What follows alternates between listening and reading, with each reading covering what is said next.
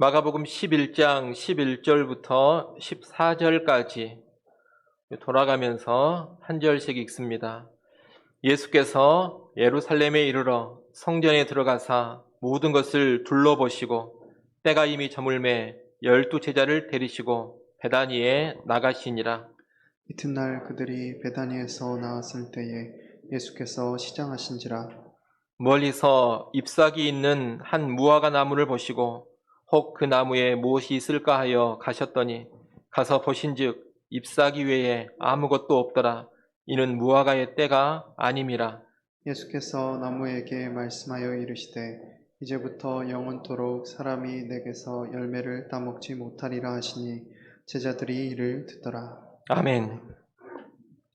마가복음 11장부터 16장은 예수님의 예루살렘 사역입니다. 예수님의 예루살렘 사역은 일주일간의 예수님의 삶과 사역으로 이루어집니다.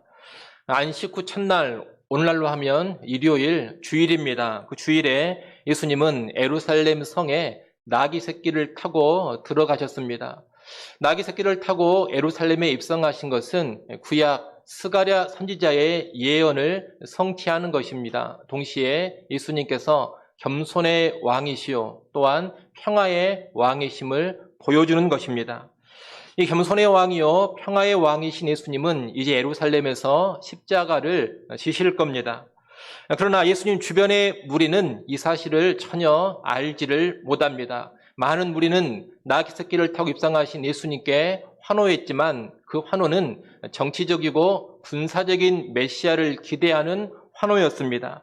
하나님의 뜻과 무관한 자기들의 소원, 자신들의 세속적인 욕망으로 가득한 가운데 외치는 환호였던 겁니다. 그래서 그들의 환호는 무의미하고 헛된 것이었습니다. 오늘 본문은 예수님께서 이렇게 예루살렘에 입성하신 후에 일어난 일을 말하고 있습니다.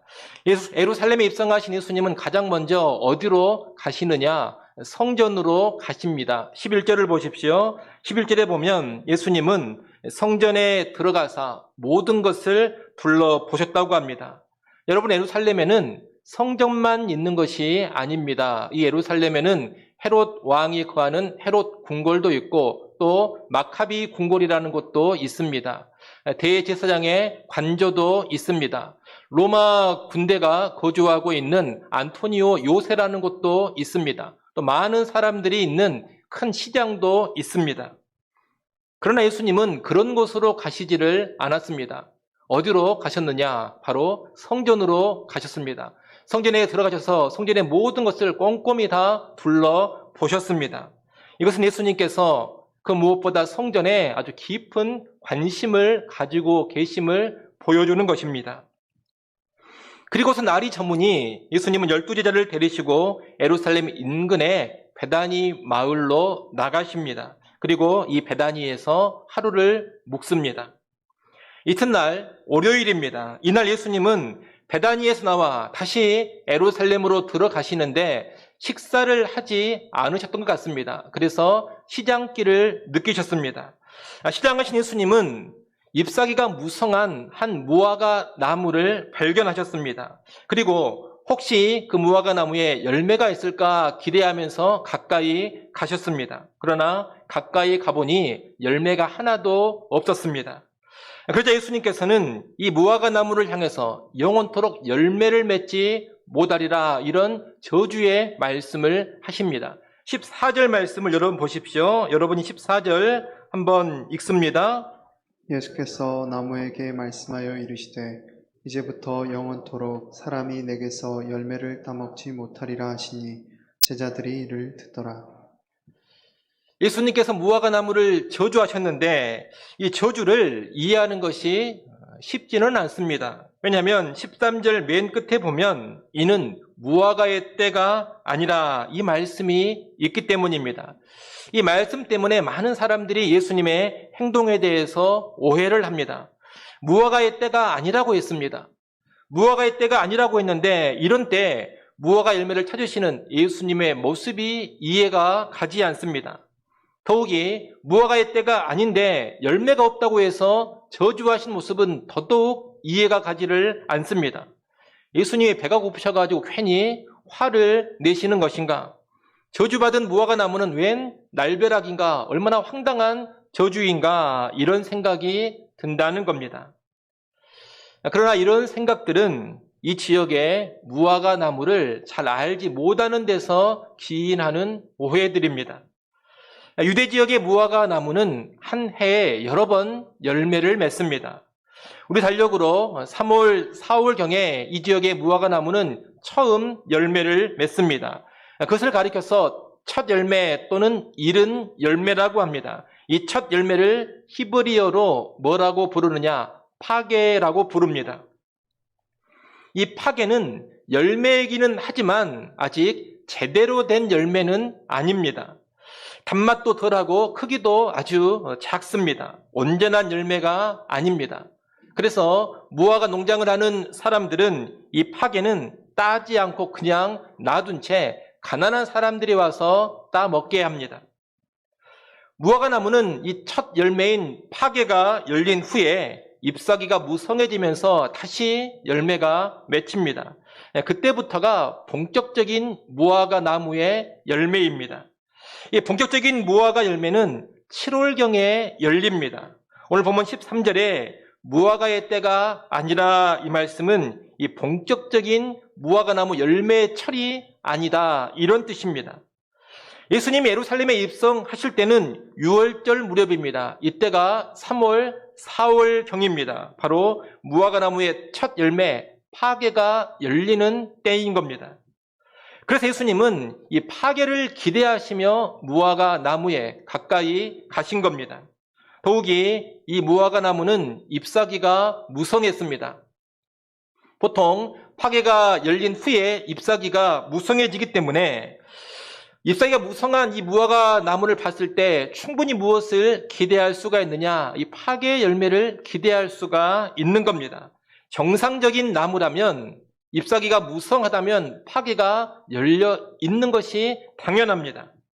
그러나 가까이 가보니 열매가 하나도 없었다는 겁니다. 이것은 이 무화과 나무가 정상적이지 않음을 의미합니다. 뭔가 심각한 문제가 이 무화과 나무에 있다는 겁니다. 이 예수님께서 이 무화과 나무를 저주하신 겁니다. 특히 예수님께서 이 열매 없는 무화과 나무를 저주하신 것은 당시 성전의 상태와 아주 깊은 연관이 있습니다.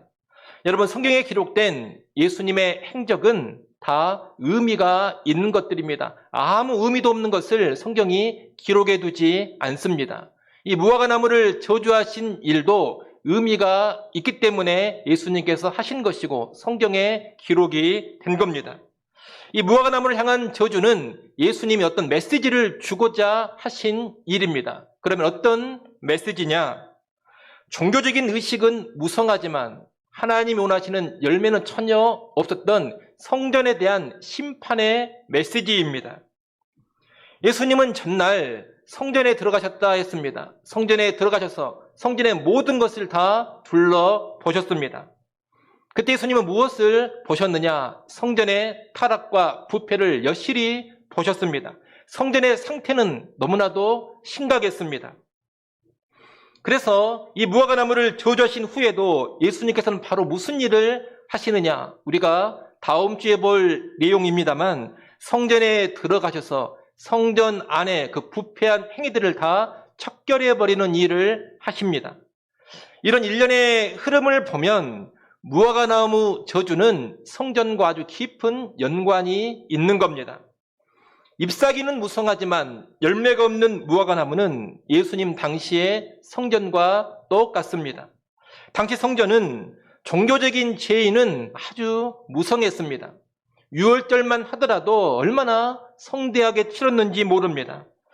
요세푸스라는 유대인 역사가의 기록에 따르면 6월절이 되면 대략 25만 마리의 양을 제물로 바쳤다고 합니다.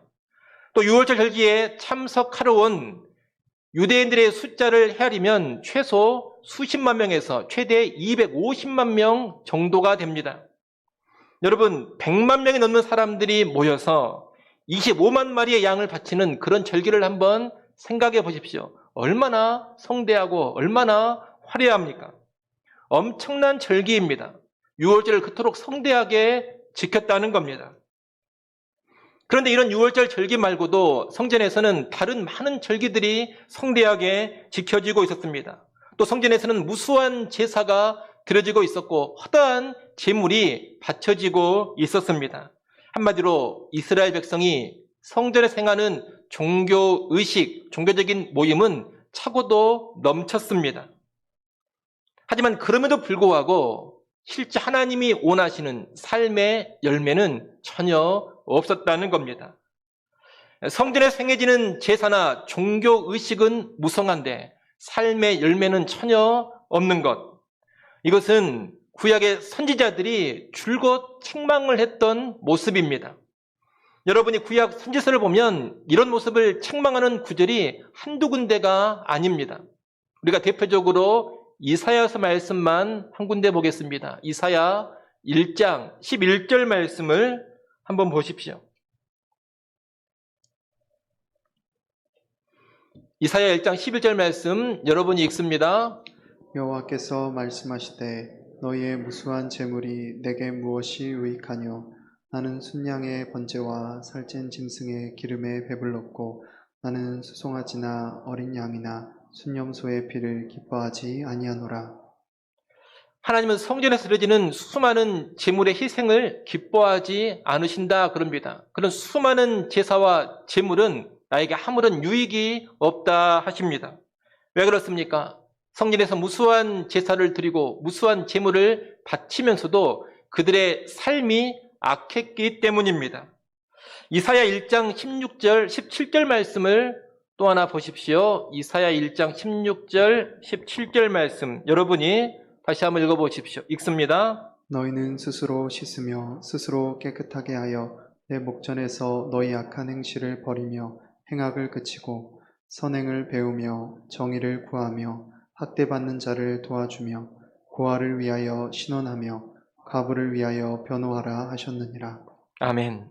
무수한 제사를 드렸던 이스라엘 백성들은 일상의 삶의 행실이 너무나 악했습니다. 일상의 삶에서는 전혀 하나님 말씀대로 살지를 않았습니다. 그래서 하나님은 제사만 넘치게 드릴 것이 아니라 일상의 삶에서 삶의 열매를 보이라고 촉구하시는 겁니다. 하나님은 악한 행실을 버리고 악행을 그치라 하십니다. 선행을 배우고 정의를 구하라 하십니다. 학대받는 자들을 도우라 하십니다. 고아와 과부를 위해 변론하라 하십니다. 그런 삶의 열매 없이 성전에 와서 제사만 많이 드리는 것은 아무짝에도 쓸모가 없다는 겁니다. 그러나 구약 이스라엘 백성은 이런 행태를 돌이키지를 않았습니다. 그토록 지적을 받고 그토록 책망을 여러 번 들으면서도 삶에 변화를 주지 않았다는 겁니다. 종교적인 절기 제사는 성대하게 드리면서도 삶의 열매는 끝까지 맺지를 않았습니다. 그러다 결국 하나님의 심판을 받은 겁니다. 그 나라가 바벨론 제국에게 멸망을 당해버리고 예루살렘 성전도 바벨론 군대에 의해서 다 파괴되어 버렸습니다. 그런데 그런 모습이 많은 시간이 지난 예수님 당시에도 여전했다는 겁니다. 예수님 당시의 성전은 바벨론 군대에 의해서 파괴된 성전을 다시 지은 성전입니다. 두 번째 성전인 것입니다. 그런데 다시 지은 이 성전에서도 옛적의 그 못된 모습이 여전히 나타나고 있습니다. 성전에서 허다한 제사를 드리고 무수한 제물을 바치면서도 삶의 열매가 전혀 없었던 겁니다. 이것이 심각한 문제였고 바로 저주받을 문제였습니다. 지금 제가 삶의 열매를 계속 말씀을 드리는데 먼저 우리는 이 삶의 열매를 잘 이해를 해야 합니다. 무엇이 삶의 열매인가 이겁니다. 여러분 성경은 예배드리고 기도를 하고 찬양을 하고 말씀 보고 이런 것을 가리켜 삶의 열매라고 말하지를 않습니다. 삶의 열매란 뭐냐? 우리 한마디로 하면 하나님의 성품을 드러내는 겁니다. 내 삶을 통해서 하나님의 성품이 드러나는 것, 여러분 이것이 삶의 열매입니다. 대표적인 하나님의 성품이 거룩이고 사랑과 정의입니다. 세상과 구별되는 거룩한 삶, 그리고 사랑과 정의의 삶, 이런 삶을 일상에서 살아가는 것, 이것이 바로 하나님의 성품을 드러내는 삶의 열매인 겁니다. 우리가 흔히 열매 그러면 성령 열매를 말하는데 이 성령의 열매도 하나님의 성품을 드러내는 이 열매에 포함이 되는 겁니다. 또 열매 그러면 어떤 분들은 전도에서 얻는 사람의 열매를 생각하기도 합니다. 전도에서 내가 누군가를 예수 믿게 하면 그것이 나의 열매, 사람의 열매다, 이런 말을 한다는 겁니다. 틀린 말은 아닙니다. 하지만 여러분, 정확히 말한다면 내가 그냥 전도만 했다고 이게 사람 열매 되는 것은 아닙니다. 내가 전도한 사람이 예수를 믿고 새로워졌을 때, 그때 비로소 참된 사람의 열매가 되는 겁니다. 그저 사람만 교회로 데려온다고 해서, 그저 교인만 만든다고 해서 그것이 사람의 열매는 아니다, 이 말입니다. 예수님은 마태복음 23장 15절에서 오늘날의 교회가 새겨들어야 될 아주 중요한 말씀을 하십니다. 마태복음 23장 15절 말씀, 여러분이 한번 읽어보십시오. 읽습니다. 화 있을진저 외식하는 서기관들과 바리새인들이여, 너희는 교인 한 사람을 얻기 위하여 바다와 육지를 두루 다니다가 생기면 너희보다 배나 더 지옥 자식이 되게 하는도다. 여러분, 이 말씀은 예수님께서 당시의 종교 지도자들을 책망하시는 말씀입니다. 무슨 말씀입니까? 너희는 교인 하나를 얻기 위해서 무진장 수고하고 애쓰는데 정작 얻은 그 교인을 지옥 자식으로 만들어 버린다는 겁니다. 수고롭게 전도해서 사람을 얻었습니다. 교인을 만들었습니다. 그런데 결국 뭘로 만들어 버립니까? 지옥 자식으로 만들어 버립니다. 하나님의 뜻과는 전혀 상관없이 살아가는 사람, 오히려 하나님의 뜻을 저버리고 대적하는 그런 사람으로 만들어 버린다는 겁니다. 그런 식으로 사람을 얻는 것은 의미가 없다는 겁니다. 그런 전도는 아무리 많이 해도 하나님이 기뻐하시는 열매가 되지를 못합니다. 오히려 저주받을 일을 하고 있는 겁니다. 전도회에서 사람을 얻는 것이 진정한 열매가 되려면 그 사람이 하나님의 뜻에 순종하며 살아가는 사람이 되어야 합니다. 하나님의 성품을 드러내는 하나님의 자녀로 세워져야 합니다. 그러지 않고 교회는 만드는데 구원과 상관없는 지옥 자식으로 만들어가고 있다면 그런 교회는 100명, 1000명을 얻더라도 하나님 앞에서는 의미가 없다는 겁니다. 오히려 그런 교인을 양산한 것에 대해서 저주받을 책임을 져야 하는 겁니다. 그러니 여러분, 열매의 핵심은 뭐냐? 하나님의 성품입니다. 내게서 하나님의 성품인 사랑과 정의, 그리고 세상과 구별되는 거룩이 나타나야 합니다. 또 나를 통해 예수 믿고 사랑과 정의로 살아가는 사람, 예수 믿고서 세상과 구별되게 살아가는 거룩한 사람이 나타나야 합니다. 이것이 진짜로 열매를 맺는 겁니다. 그런데 예수님 당시 성전은 그런 열매가 없었습니다. 제사와 제물은 가득했지만 사랑이 없었습니다. 정의도 없었습니다. 종교 지도자들은 무지하비하게 백성들을 억압하고 착취했습니다. 백성들의 돈을 끌어당기는데 여념이 없었습니다. 악하고 불의한 일도 서슴없이 행했습니다. 자기의 이익을 위해서라면 거짓과 음모도 서슴지 않았고 심지어 살인도 저질렀습니다. 변화되는 사람의 열매도 없었습니다. 성전에는 무수히 많은 사람들이 드나들었고 수많은 사람들이 제사를 드렸지만 하나님의 뜻과 무관하게 자기 욕망으로, 자기 욕심으로만 가득 찬 그런 사람들을 양산할 뿐이었습니다. 참된 경건이 아닌 외식으로만 살아가는 그런 사람들만 이 성전이 만들어냈습니다. 바로 이런 성전의 상태가 무엇과 같느냐?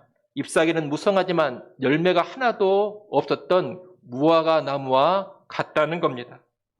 그러니 이 열매 없는 무화과 나무에 대한 저주는 실상 열매 없는 성전에 대한 심판의 선언인 것입니다.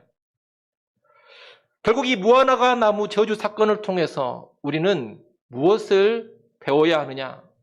잎사귀는 무성하지만 열매가 없다면 하나님의 심판 선언 아래 떨어지게 된다. 다시 말하면 수많은 종교 의식과 수많은 종교 활동이 있다 하더라도 일상의 삶에서 열매가 없으면 심판받게 된다. 이것을 배워야 합니다. 여러분, 우리 하나님은 무성한 잎사귀를 보시면서 기뻐하시는 분이 아닙니다. 하나님은 열매를 원하십니다. 열매를 맺어야 진짜입니다. 우리가 주일에 이렇게 드리는 예배, 수요 예배, 금요 기도회나 새벽 기도회, 그 외에 성경 공부, 세미나, 여러 가지 교회의 모임과 활동들, 여러분 이것들은 다 무엇과 같은 것들이냐? 잎사귀와 같은 것들입니다. 그 자체가 열매는 아니라는 겁니다. 우리는 그 잎사귀들 가운데 열매를 맺어야 합니다. 하나님의 성품이라는 열매가 맺혀야 합니다. 사랑이 나와야 하고 정의가 나와야 합니다. 세상과 구별된 거룩이 실제적으로 나타나야 합니다. 예배하면 예배할수록 미움과 다투와 시기와 질투 이런 것들은 다 사라져가고 사랑의 삶이 더욱더 온전히 나타나야 합니다. 성경 공부를 하고 교회 모임을 하면 할수록 악하고 불의한 일은 버려가고 더 정직하게 살아가고 더 정의롭게 살아가는 모습이 나와야 합니다. 새벽 기도를 나오고 금요 기도를 하면 할수록 세상의 욕망과 헛된 내 사욕은 다 끊어버리고 점점 하나님이 원하시는 소원으로 가득 차 가야 합니다.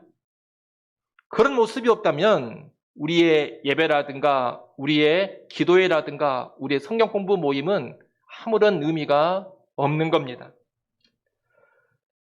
물론 여기서 우리가 오해를 하면 안 됩니다. 무성한 잎사귀가 있어도 열매가 없으면 무의미하다, 이런 설교를 들으면 꼭 어떤 사람들이 등장을 하느냐, 예배 열심히 드리고 교회 활동 많이 하는 것을 폄하하고 무시하는 그런 사람들이 나타납니다. 예배만 잘 드리면 다냐, 성경 공부 많이 하면 그게 다냐, 그런 것이 무슨 의미가 있느냐, 이런 식으로 예배라든가 교회 모임을 냉소적으로 바라보는 그런 사람들이 등장하곤 한다는 겁니다. 그러나 여러분, 제가 목회를 하면서 쭉 지금까지 관찰한 바로는 그런 외적인 예배나 외적인 성경 공부나 외적인 기도회, 이런 외적인 교회 모임과 활동을 열심히 하지 않는 사람들이 실제 삶 가운데서 좋은 열매 맺는 것을 본 적이 없습니다. 다시 말하면 잎사귀도 없는 사람이 무슨 사랑과 정의의 열매, 거룩의 열매 맺는 것을 본 적이 없다, 이 말입니다. 여러분 상식적으로 생각해 보십시오. 잎사귀 하나 없는데 그 나무가 무슨 열매를 맺겠습니까? 열매라는 것은 일단 잎사귀가 무성한 가운데 아름답게 맺힐 수가 있는 겁니다. 그러니 이런 설교를 들으면서 무슨 예배라든가 모임을 무시하고 냉소적으로 바라보는 그런 태도를 절대로 가지시면 안 됩니다. 다만 이 영적인 일들 가운데서는 잎사귀는 무성해도 열매가 없는 경우가 자주 있다. 그런 경우가 비일비재하다. 이것은 꼭 알라는 겁니다. 잎사귀만 무성하고 열매가 없는 그런 삶을 각별히 조심하라는 겁니다. 또 잎사귀만 무성한 것으로 다 된 것처럼 절대로 착각하지 말라는 겁니다. 우리는 종종 열매가 아닌 잎사귀로 만족할 때가 많습니다. 내가 주일이면 꼭 예배에 참석한다. 예배는 절대로 빠지지 않는다. 나는 성경 공부를 하고 있다. 나는 새벽 기도회를 꾸준히 참석하고 있다. 교회 모임은 꼬박꼬박 다 참석한다. 이것으로 만족해야 합니다. 이것으로 내가 할 것을 다 한 것처럼 착각을 합니다. 때로 우리는 잎사귀로 자랑을 하기도 합니다. 내가 주일이면 예배를 2번, 3번을 드리는 사람이다. 내가 금식기도, 이 40일 금식기도를 3번, 4번을 한 사람이다. 나는 평생에 새벽기도 빠진 적이 한 번도 없다. 내가 성경을 몇 독 했는지 아느냐? 내가 1년이면 10독씩 성경을 읽는 사람이다. 이런 식으로 잎사귀 자랑을 하곤 한다는 겁니다. 그런데 여러분, 하나님은 그런 잎사귀로 우리를 평가하시지 않습니다. 하나님은 잎사귀가 얼마나 무성하냐, 그것으로 나를 평가하지 않는다는 겁니다. 하나님의 평가는 언제나 무엇이냐? 삶의 열매로 이루어집니다. 잎사귀가 무성해도, 아무리 무성해도 삶의 열매가 없으면 심판을 받는 겁니다. 그러니 우리가 잎사귀를 무시할 것은 아니지만 신앙생활을 함에 있어서 열매에 더욱 집중을 해야 합니다. 여러분은 예수를 믿은 지 얼마나 되셨습니까? 내 신앙 연수에 걸맞게 가족과 성도와 이웃을 그만큼 더 사랑하고 계십니까? 신앙 연수가 늘어날수록, 교회 활동이 많아질수록 내 사랑이 점점 더 커져가고 있습니까? 예수를 20년 믿었으면 20년 전보다 훨씬 더 사랑이 충만한 그런 사람이 되었습니까? 예배드리는 횟수가 늘어날수록 직장생활과 사회생활에서 더 정직하게 살아가고 더 정의롭게 살고 계십니까? 기도회에 참석하면 참석할수록 세상 욕망에 덜 휘둘리면서 세상과 구별된 거룩으로 살아가고 계십니까? 여러분, 우리가 예배에 익숙해지고 교회 활동에 익숙해지는 만큼 사랑으로 섬기는 삶, 정의롭게 살아가는 삶, 거룩한 삶에도 정말 익숙해져야 됩니다. 자연스러워져야 됩니다.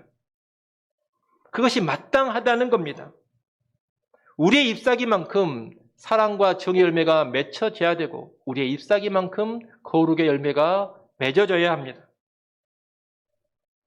근데 잎사귀만 무성하고 열매가 없다면 정말로 위험한 일이 되는 겁니다. 우리 한국교회는 특별히 이 지점에서 생각할 것이 많습니다. 여러분, 전 세계에서 교회 활동과 교회 모임이 가장 많은 나라가 우리 한국입니다. 매일매일 새벽기도 드리는 나라 여러분 거의 없습니다. 한국의 독특한 문화입니다. 심지어 수요예배 드리고 금요 기도회까지 매주 있습니다. 성경 공부가 거의 다 주중에 한두 개씩은 교회마다 있습니다. 또 무슨 특별 기도회가 계속 있습니다. 40일씩 특별 새벽 기도를 하고 어떤 경우에는 100일씩 특별 새벽 기도회를 하기도 합니다. 교회 봉사는 또 얼마나 많습니까? 구역 모임, 소그룹 모임이 또 얼마나 많습니까? 여러분, 전 세계에서 잎사귀가 가장 무성한 나라가 우리 한국교회입니다. 그런데 전 세계 교회 가운데 가장 신뢰도가 낮은 교회가 한국교회입니다. 그 나라의 사람들이 가장 못 믿겠다 하는 교회, 그런 그리스도인들을 가진 나라가 한국이라는 겁니다. 그러니 한국은 어떤 나라입니까? 잎사귀는 무성한데 열매는 거의 없는 그런 나라입니다. 우리가 그런 나라의 교인들이니 얼마나 더 근신하고 깨어 있어야 하겠습니까? 여러분, 자칫 잘못하면 하나님의 심판이 우리에게 떨어질 수 있다는 것을 알아야 됩니다. 잎사귀로 만족하면 안 됩니다. 잎사귀만 보면 잘하는 것 같습니다. 가장 뜨거운 것 같습니다. 하지만 하나님은 잎사귀를 보시지 않는다 했습니다. 열매를 보신다 했습니다. 그러니 여러분, 열매 맺는 삶에 더더욱 근신하고 깨어있기를 바랍니다. 잎사귀로 만족하지 마십시오. 잎사귀로 자랑하지 마십시오. 잎사귀 내세우려고 하지 마십시오. 주님이 보고자 하시는 열매를 보이시기 바랍니다. 비록 그 열매가 아직 온전한 열매는 아닐 수도 있습니다. 이른 열매, 아직 온전치 못한 열매, 파괴 수준의 열매일 수 있다는 겁니다. 그렇더라도 괜찮습니다. 주님은 그 작고 미숙한 열매라도 보고자 하시는 겁니다. 그러니 부족하더라도 사랑으로 살고자 해야 합니다. 연약함 속에서도 더 정의롭게 어떻게든 살고자 해야 합니다. 우리가 실패하기도 하고 쓰러지기도 합니다. 하지만 회개하고 다시 사랑으로 살고자 하고 다시 정의로 살고자 해야 합니다. 세상의 유혹을 받아 범죄하기도 합니다. 하지만 회개하고 다시 일어나서 세상과 구별된 거룩으로 좀 더 나아가고자 해야 합니다. 이렇게 연약함이 있고 부족함이 있고 실패하기도 하지만 그런 가운데서도 계속해서 사랑의 삶을 살고자 하고 정의의 삶을 살고자 하고 거룩의 삶을 살고자 하는 것, 파괴와도 같은 그런 열매라도 어떻게든 맺어보고자 하는 것, 여러분, 이런 모습이 있다면 그게 바로 열매가 있는 삶입니다. 그런 열매가 있다면 심판을 받지 않습니다. 완전한 열매가 있어야 심판받지 않는 것이 아니라 이런 열매, 파기와 같은 그런 열매가 있더라도 주께서 심판하시지 않는다 이 말입니다. 나아가서 그런 파기와 같은 열매를 거쳐서 온전한 열매를 맺게 되는 겁니다. 이를 아시고 여러분, 오늘 하루 또 이번 한 주 작은 열매라도 삶 가운데 맺으시기를 바랍니다. 대단하지 않더라도, 크지 않더라도 작은 사랑의 실천을 여러분의 가정에서 하시고 교회와 사회에서 하십시오. 작은 정직과 작은 정의의 실천을 하십시오. 내가 무시해버렸던 거짓의 모습이 있다면 그 작은 거짓을 회개하시고 이제 정직하고자 하십시오. 불의한 일을 무시하고 넘겨버렸다면 작은 영역이라도 다시금 돌아보시고 정의로 회복을 시키십시오. 세상과 구별되는 작은 거룩의 모습이라도 하나 더 가져보고자 하십시오. 그래서 우리 모두가 잎사귀만 무성한 신앙이 아니라 실제적인 열매 맺는 신앙으로 나아갈 수 있기를 간절히 소원합니다. 기도하겠습니다. 하나님 아버지, 잎사귀는 무성하지만 열매 없는 무화과 나무가 저주받는 것을 보았습니다. 하나님이 궁극적으로 원하시는 것은 열매임을 알고 열매 맺게 하여 주시옵소서. 예배와 다양한 종교적인 활동과 모임으로 만족하지 않기를 원합니다. 우리에게 하나님의 성품이 드러나는 삶의 열매가 맺히게 하여 주옵소서. 사랑과 정의의 열매가, 거룩의 열매가 맺히게 하여 주옵소서. 연약함이 있고 부족함이 많더라도 꾸준히 다시 일어나 열매 맺는 삶으로 나아가게 하여 주옵소서. 예수님의 이름으로 기도드리옵나이다. 아멘.